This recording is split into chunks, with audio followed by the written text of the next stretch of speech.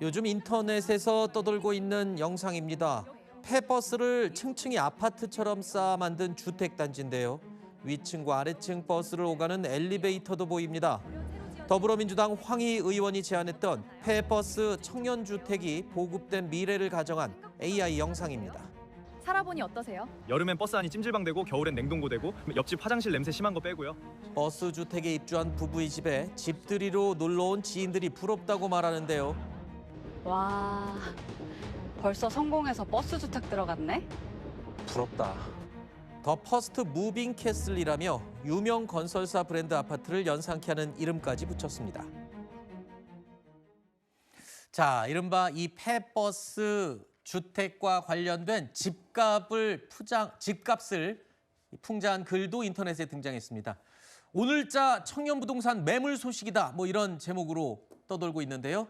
청년부동산이라고 적힌 이 버스 사진과 함께 이 집의 이름이 한남 더 휠입니다. 한남 더 힐이라고 한 60억 원 하는 아파트가 한남동에 있죠. 이걸 풍자해서 빗대서 한남 더 휠 매매가 2천만 원. 자, 그리고 이 반포 지역에 가면 또 130억 원이 넘는 아파트가 있습니다. 리버파크라고요. 자, 그런데 이걸 또 풍자해서 리버스파크라고 해서 매매 1,500만 원. 뭐 이런 풍자한 내용들이 인터넷에 지금 넘쳐나고 있습니다. 자, 그야말로 젊은 세대들, 청년들의 분노가 얼마나 큰지 느껴지는데요. 청년들의 목소리를 들어보실까요? 해외 사례 중에 약간 빈곤층 쪽에서 뭐 자동차에 산다거나 그런 사례들을 보면서 좀 잘못된 생각으로 그런 말을 하지 않았나. 화가 많이 났던 것 같아요. 본인들 자녀라고 생각하시면 그렇게 거기 살 수 있게 만들 수 있는지.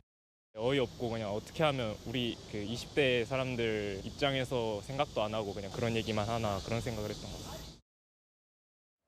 이렇게 청년들의 분노가 갈수록 점점 더 일파만파 확산되자 어제 급기야 황희 민주당 의원이 결국 사과를 했습니다. 폐버스 청년주택을 제안한 지 사흘 만에 나온 첫 번째 사과인데요. 당일에 바로 글을 삭제하긴 했지만 먼저 사과를 하기 전에 SNS에 글로 사과를 했어요. 그리고 또 기자간담회를 열겠다고 했다가 취소했고요. 그랬다가 다시 사과를 했습니다만 글쎄요. 사과의 시점 그리고 사과의 방법에 대해서 어떻게 느끼셨는지요? 그래서 한마디로 지금 민주당 중진인 이 황희 의원의 사과가 진정성 있는 사과로 전혀 보이지 않습니다. 과정을 한번 쭉 돌아보면 지난주 금요일 오후에 황희 의원이 이른바 버스하우스에 관한 글을 처음 올렸다가 그 글을 내리고서 일종의 해명글을 하나 올렸습니다. 네. 그랬다가 그 글도 다시 삭제를 했죠. 그리고 금, 토, 일 사흘 동안 어떠한 사과도 없었습니다. 그리고 월요일 오전에는 황희 의원이 기자간담회를 예고합니다. 네. 월요일 오후 2시에 국회의원회관에서 개최를 하겠다. 그런데 그 보도자를 보면 뭐라고 되어 있었냐. 버스 부동산 논란 입장 설명이라고 되어 있었어요. 아하. 그럼 애초에 하려고 했던 것이 과연 사과이냐. 여기에 대해서 또 큰 의문이 제기될 수밖에 없는 것이죠. 네. 그리고 우여곡절 끝에 기자간담회를 취소하긴 했습니다마는 사실 그 기자간담회를 했다면 아마 현장에서 굉장히 곤란한 질문 많이 받았을 겁니다. 저도 제가 살고 있는 목동의 그 지역구를 둔 국회의원이 저런 발언을 했다는 것을 도저히 그냥 넘어갈 수 없어서 네. 그 국회의원회관 현장에 가보려고 했거든요. 그랬더니 저희 동네에서 나도 같이 가겠다 하는 분들이 계셨어요. 그 정도로 지금 청년들뿐만 아니라 시민들의 분노가 큽니다. 네. 취소는 너무나 당연한 것이고 지금 이런 SNS 사과 메시지 하나로 넘어갈 것이 아니라 청년들에 대한 진정성 있는 사죄 그리고 의문의 일패를 당한 목동 주민들에 대한 진정성 있는 사죄가 역시 있어야 될 것이다라는 말씀을 드립니다. 목동 주민이 왜 의문의 일패죠? 왜냐하면은 저 버스하우스 주장이 올라온 뒤에 인터넷 댓글에서 여러 가지 조롱성 이야기들이 많이 나왔습니다. 네. 그러니까 황희 의원이 주장하는 그 버스는 목동에 주차할 거냐 그런 이야기들이 나오는데 목동 주민들로서는 억장이 무너지지 않겠습니까? 네. 자, 일단 민주당의 황희 의원의 국회 상임위가 국토교통위 소속입니다. 우리 정부의 부동산 정책 그리고 뭐 철도, 도로 관련 이 정책들을 총괄하는 주무 업무를 담당하는 국토교통위 소속의 의원이기 때문에 더더욱 비난의 화살이 쏟아질 수밖에 없어요.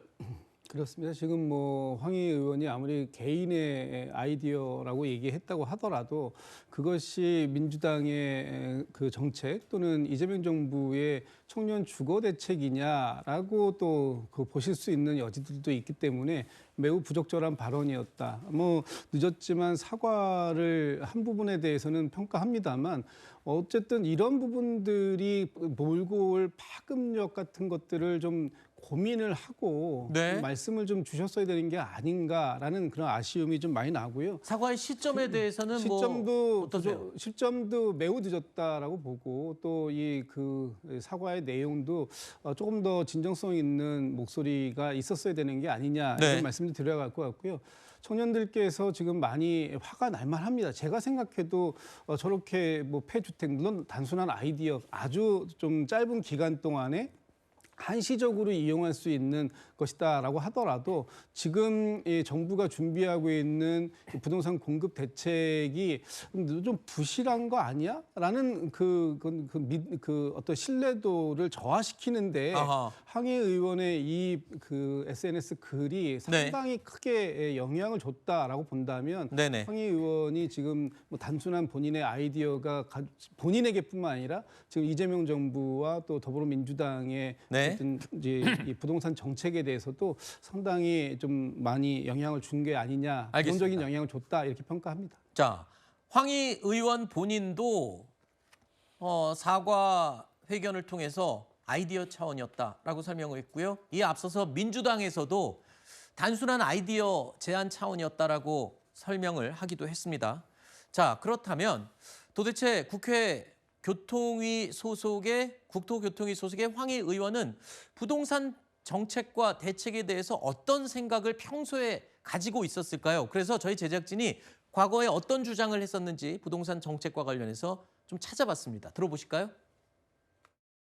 제가 한번 10명한테 물어보면 7, 8명은 다 내가 물론 안정적으로 주거를 마련해서 그걸로 인해서 혹시 내가 재테크 수단으로 일부 사용할 수 있다면 그것도 좋다라는데 아마 동의할 겁니다. 그렇기 때문에 실제로 시민들의 부동산에 대한 사용제적 의미와 교환제적 의미를 저는 복합적으로 추진하는 정책을 정부가 펼쳐야 된다.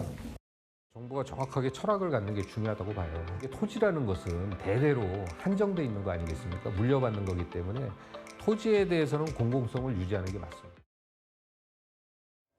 뭐 지극히 당연한 이야기를 하고 정상적인 그런 가치관을 가지고 있습니다. 집이라는 게 사용을 목적으로 하기도 하지만 그 집값이 오른다면 참 좋겠다라는 생각을 국민들은 가지고 있을 것이다. 알고 있네요. 알고 있는데 왜 실천을 하지 않는지 좀 의문이 들죠. 네. 저는 민주당 지도부가 이 황희 의원의 발언의 이 심각성, 민심에 미치는 영향에 대해서 아직 제대로 파악하지 못하고 있는 게 아닌가 이런 생각이 듭니다. 네. 왜냐하면 지금 이재명 정부의 세법 개정안이 너무 황당한 내용이 많이 포함됐기 때문에 이미 부동산 우리 국민들의 민심이 굉장히 활발 타오르고 있어요. 네. 근데 황희 의원의 이런 발언은 특히 청년층에게 어떤 민심 이반이 더 가속화시키는 영향을 주고 있거든요. 네. 이렇게 심각한 발언을 했다면 그리고 민주당 그리고 이재명 정부가 이런 정책을 추진하지 않는다면 이렇게 기자간담회를 막을 게 아니라 황희 의원을 국토교통위에서 사임시켜야죠. 국토교통위원회에서 이 정책을 계속 다룬다고 한다면 민주당 정책의 신뢰성을 가질 수 있겠습니까? 네. 저는 민주당 지도부에서 황희 의원을 국토교통위가 아니라 다른 상임위로 사임을 시키고 대국민 사과를 하는 이런 방향으로 조금 지도부가 지도를 했어야 한다 이렇게 생각합니다.